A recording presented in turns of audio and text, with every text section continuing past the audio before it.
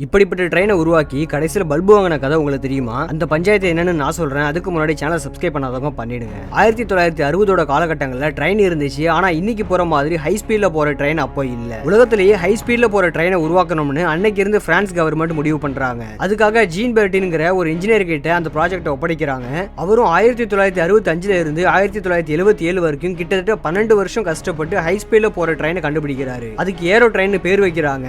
Aero train பேர் வச்சதுக்கு காரணம் அதுக்கு வீல் இருக்காது, எலக்ட்ரோ மேக்னெட்டிக் மெத்தட்ல தான் ஒர்க் ஆகும். தெளிவா சொல்லணும்னா ட்ரெயின்லயும் ட்ராக்லயும் எதிர் காந்தங்கள் இருக்கும். அப்படி அந்த இடத்துல இருக்கும்போது ட்ரெயினால நல்லாவே ஹை ஸ்பீட்ல போக முடியும். அவங்க நினைச்சு பார்த்த மாதிரி அந்த ட்ரெயின் 430 km/h ஸ்பீட்ல போய் அப்போவே உலகத்தோட ஹை ஸ்பீட் ட்ரெயின் பேர் எடுத்துச்சு. ஆனா மண்டை மேல இருந்த கொண்டே மறந்த மாதிரி இந்த ட்ரெயின் போகணும்னா சாதாரண ட்ராக்ல போக முடியாது, தனி ட்ராக்ல தான் போகணுங்கிறத அவங்க அன்னைக்கு யோசிக்கவே இல்லை. ஒருவேளை அப்படி தனி ட்ராக் போடணும்னா கூட பிரான்ஸ் கவர்மெண்டோட கஜானாவே காலியாயிடும்னு தெரிஞ்சு நாம ஸ்லோவாவே போய்க்கலாம், ஒன்னும் அவசரம் இல்லைன்னு அந்த திட்டத்தை கடைசியில் கைவிட்டுறாங்க. ஆசையாசையா உருவாக்கி கடைசியில் பட்ஜெட்னால கைவிடப்பட்ட இந்த ட்ரெயினை பத்தி நீங்க என்ன நினைக்கிறீங்க அப்படிங்கறத மறக்காம கமெண்ட்ல சொல்லுங்க, நானும் தெரிஞ்சுக்கிறேன்.